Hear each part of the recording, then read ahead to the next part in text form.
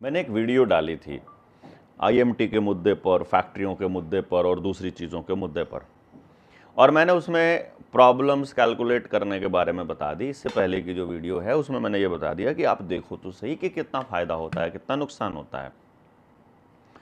तो वो फ़ायदा नुकसान आपको पता चल गया।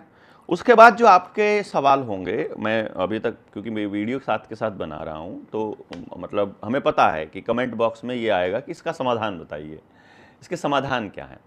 देखो दोस्तों, आपको जो चीज़ें देखनी है, मैं एक टीचर के तौर पे यहाँ पर हूँ, और एक बेस्ट टीचर कौन है ये समझ में आना ज़रूरी है। क्योंकि जब आपको ये पता चलेगा, मैंने जो अपने टीचिंग करियर में जो सीखा है, और जो उसका मैं इतनी महंगी फ़ीस लेता हूँ पढ़ाने की, लेता था, मतलब जब मैं पढ़ाता था, अभी भी बीच बीच में मुझे अपना कर्जा उतारने के लिए बीच में पढ़ाना या कुछ ऐसा काम करना पड़ता है, काउंसलिंग वाला, तो वो फिर मैं धीरे धीरे फिर रिलैक्स हो जाता हूँ, तो फिर उसके बाद जुट के लग जाता हूँ। तो अभी मैं ये कह रहा था कि मैंने अपने टीचिंग करियर में क्या सीखा है। जो टीचर अपने बच्चों को ये कह दे कि ये मैंने लिख दिया है, ये सही है और इसी को तुमने रटना है, वो सबसे बेवकूफ़, सबसे वाहियात, सबसे गंदा टीचर है। वो आपके बच्चों को सत्यानाश कर रहा है। उससे थोड़ा कम घटिया आ जाएगा वो टीचर जो उन बच्चों को एग्जाम्पल से और फिर थोड़ा बहुत बता दे कि तुमको काम कैसे करना है। सबसे बढ़िया टीचर वो होता है जो कभी भी एग्जैक्ट ना बताए कि आपको क्या करना है, कभी भी एग्जैक्ट ना बताए। वो इतनी सारी संभावनाएं आपके सामने रख दे, क्योंकि मैंने ये प्रैक्टिकल किया है।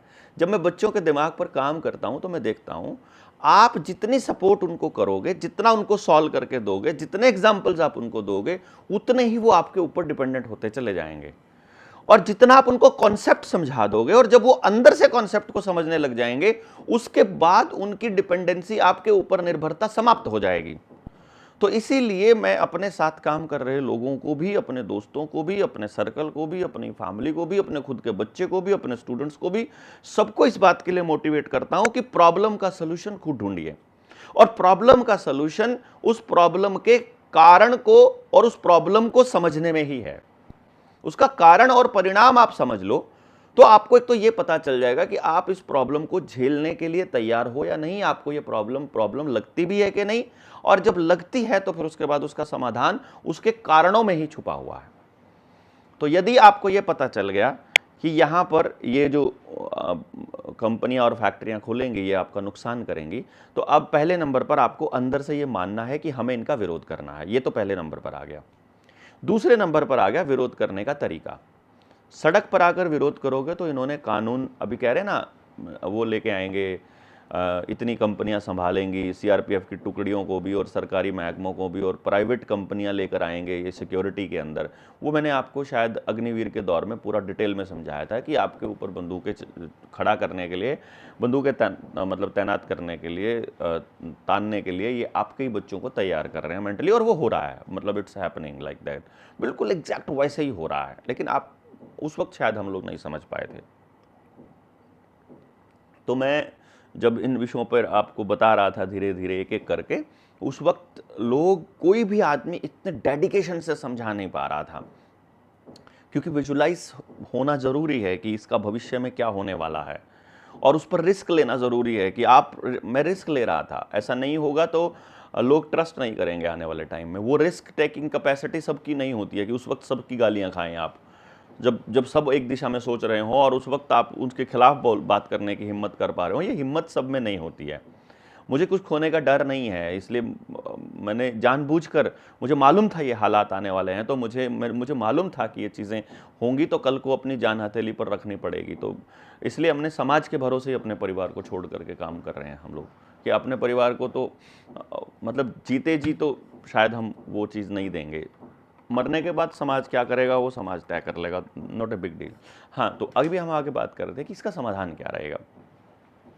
वो समाधान में देखिए, जब आप सरकार को बिल्कुल खिलाफत करने लग जाओगे और कोर्ट्स भी जब इतनी हो जाएंगी, तो कोर्ट और पुलिस की जो ताकत है वो आपके ऊपर मुकदमे करने में है।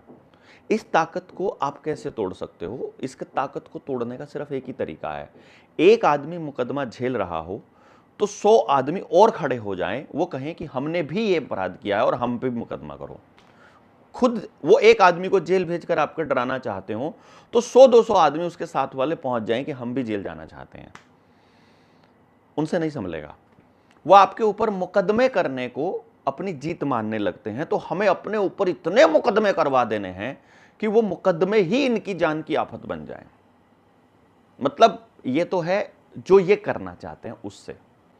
फिर जब ये कहेंगे कि हम आपकी ये चीजें बंद कर देंगे, हम आपकी बिजली बंद कर देंगे, हम आपका पानी बंद कर देंगे, इंटरनेट बंद कर देंगे, मोबाइल सेवा बंद कर देंगे, डीजल पेट्रोल बंद कर देंगे, मोटरसाइकिल कारों का आना जाना बंद कर देंगे, हम तुम्हारा मतलब आधार कार्ड बंद कर देंगे, दूसरे डॉक्यूमेंट्स बंद कर देंगे, और वो आपकी वो चीज़ें जो आपके लिए जीवन में ज़रूरी नहीं है।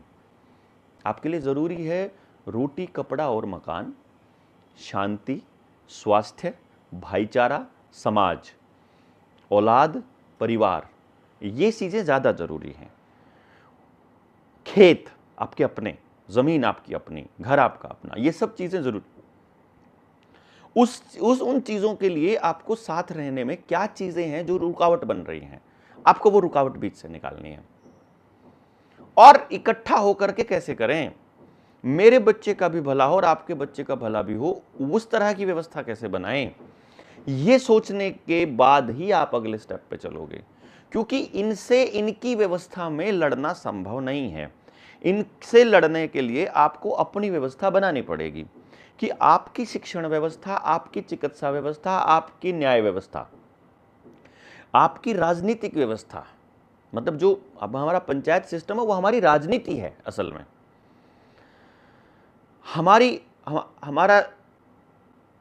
खेती हमारे तरीके की, तुम्हारा फर्टिलाइजर नहीं चाहिए, जाओ ले जाओ, तुम हमारा वो बैन करोगे ना कि उसको खाद नहीं मिलेगी, जो आदमी इस तरह करेगा उसका अकाउंट सीज कर देंगे, उसका सिबिल ठीक नहीं होगा तो उसे ये नहीं करने देंगे। हम इन चीज़ों से मुक्ति पानी होगी। बेसिकली हमको सरकार के शासन से ही मुक्ति पानी होगी। हमको अपना शासन खुद लागू करना होगा, और अपना शासन लागू करने के लिए लोगों में समझ डेवलप करनी होगी। समझ डेवलप करने के लिए चिंतन करना होगा, चिंतन के लिए बात करनी होगी, लगातार एक दूसरे को बैठ करके मतलब चर्चाएं लागू करनी पड़ेंगी। तो इसलिए बहुत ज़रूरी है कि ये जो चीज़ें हैं ये हमें पता चलें कि गलत क्या है और सही क्या है। और जब सही चीज़ और गलत चीज़ों के बारे में पता चलने लग जाएगा तो फिर हम ज़रूर इस लड़ाई को एक मतलब रिजल्ट तक लेकर के जाएंगे। क्योंकि क्या होता है, हम लोग शुरू कर देते हैं भावना में आकर के। हमको काम करना है बिल्कुल समझ के साथ, क्योंकि ये लोग हम लोगों को बहुत समझ के प्लानिंग के साथ रगड़ रहे हैं। तो हमको भी बचने का रास्ता प्लानिंग के तहत ही ढूंढना होगा। तो आपसे गुजारिश है कि आप जेएसएम से जुड़ेंगे तो उसके ऊपर चर्चाएं लगातार लंबी रहेंगी। अभी बहुत जल्दी हम कैथल में एक ट्रेनिंग कर रहे हैं, तो उस कैथल की ट्रेनिंग में आप सब लोगों से जुड़ना होगा।